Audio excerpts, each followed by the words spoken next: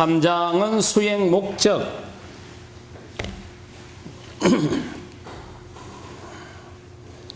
81조 수행 정의, 마치마니까야에서 설한 수행 정의를 살펴보자. 세 번째 줄에 보면 바바나라는 용어가 있는데, 이게 갱전에서 수행을 이야기하는 가장 대표적인 용어입니다. 요 바바나라는 말을, 이걸 하문으로 번역을 하면서 수행이라고 번역을 합니다. 빠띠살라나라는 용어도 수행으로 번역을 하고요. 한 장 더 넘겨보시면 수십 종류가 됩니다. 전부 수행을 의미하는 용어들입니다.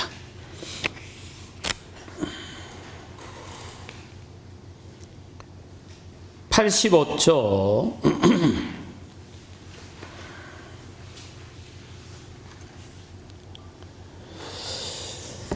수행의 최고 단계인 아라한트 경지를 정득하고 올바른 깨달음을 성취하는 정과정, 이게 이제 우리가 흔히 이야기하는 회비적인 수행입니다.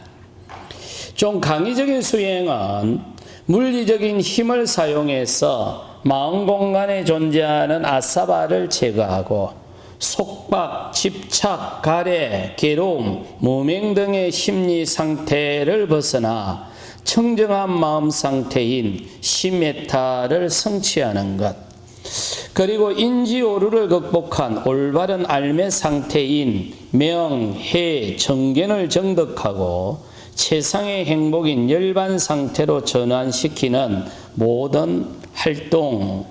근데 똑같은 말일 겁니다.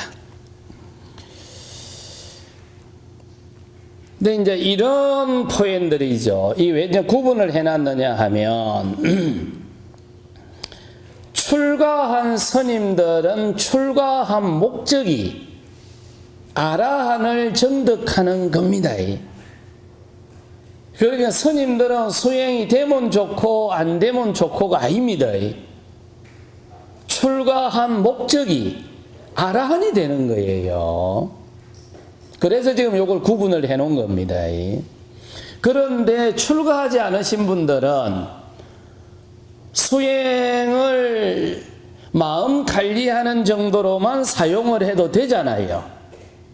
그래서 이걸 구분을 좀 해 놓은 건데, 이제 부처님의 관점을 한번 보시죠. 왜 이렇게 구분을 해 놨는지. 성구경에서는 미가다야에서 오비구에게 최초로 수행을 지도할 때 출가 수행의 목적이 청정 수행의 완성이라고 설한다.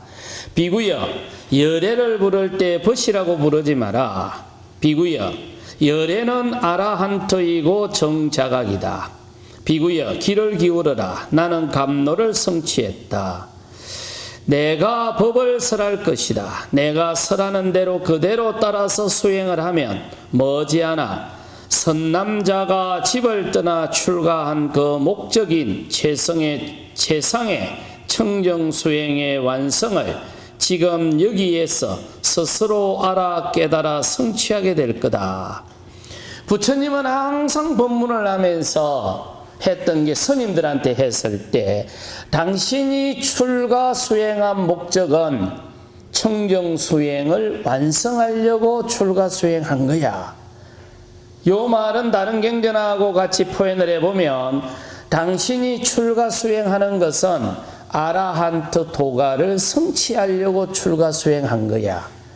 이게 우리식으로 표현을 하면, 당신이 머리 깎고 출가한 거는 부처를 이루기 위해서 한 거야. 요 이야기입니다. 이 이야기는 초지일관되게 여러 경전에서 나옵니다. 그러니까 부처님도 그랬었고, 처음 같이 출가 수행했던 오비구들도 마찬가지고, 당시의 제자들도 마찬가지고.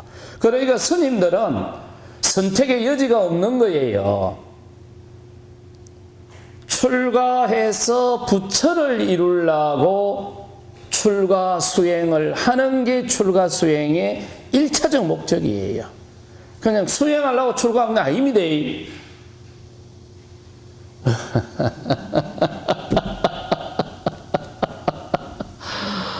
그냥 수행할 거면 집에서도 해도 되지. 이래서 누가 좋다 하겠나?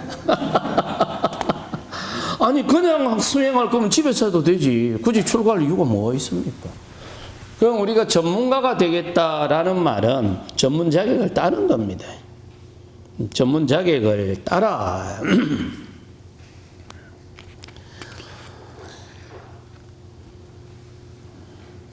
86조 밑에서 두 번째 줄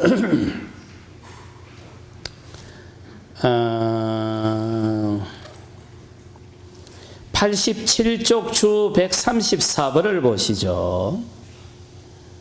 부처님이 고백을 합니다. 아키베사나야, 나는 아직 완전한 깨달음을 이루기 전에 이와 같이 생각했다. 집에서 사는 것은 번잡하고 티끌로 가득 차 있지만 출가는 자유로운 공간과 같다. 집에서 사는 자는 지극히 원만하고 오로지 청정한 소라 껍질처럼 잘 연마된 청정 수행을 하기가 어렵다.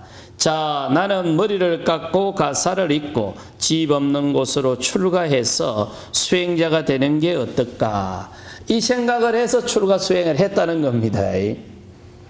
그러니까 출가 부처님도 그랬고 부처님 당시의 스님들은 이 아라한이 되기 위해서 출가 수행을 했다. 이게 이제 수행의 목적이었습니다. 두 번째 줄에 보면 앵무경에서는 재가자나 출가자이거나 올바르게 수행을 하면 나는 칭찬한다. 이렇게 표현을 하죠.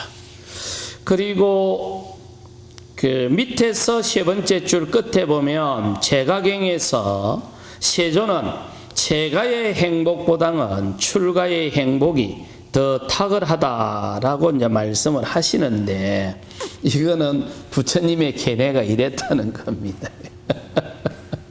부처님은 집에 있는 것보다 출가한 게 더 좋았다는 거예요. 그런데 어떤 사람들은 출가해가 있는 것보다 집에 있는 게 더 좋을까요? 그러니까 아무도 안 하지 뭐. 부처님은 이제 제자들을 만나거나 누구를 만나거나 출가해봐야지 얼마나 행복한 줄 아나. 이렇게 이제 계속 꼬아먹은 거예요.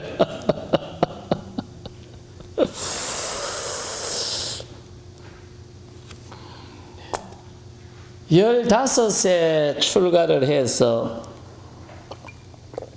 그 큰행님 스님 방 청소해 주러 갔는데 추석이 되니까 집에 갔다 오라 하대요. 그 이제 집에 왔는데 저희 집이 뭐 그렇게 큰 집도 아니었지만은 영 적은 집도 아니었는데 방에 누워서 천장을 딱 보는 순간 그 15살 때지 않습니까? 그 천장이 가슴을 칵 누질면서 숨을 못 쓰겠대. 그래서 그 보러 믿다가 오라 했는데 3일 만에 절에 가뵙구만. 그 이후로는 집에 정이 하나도 없어져 버리더라고요. 그 이후로 제가 느끼는 생각은 집은 답답한데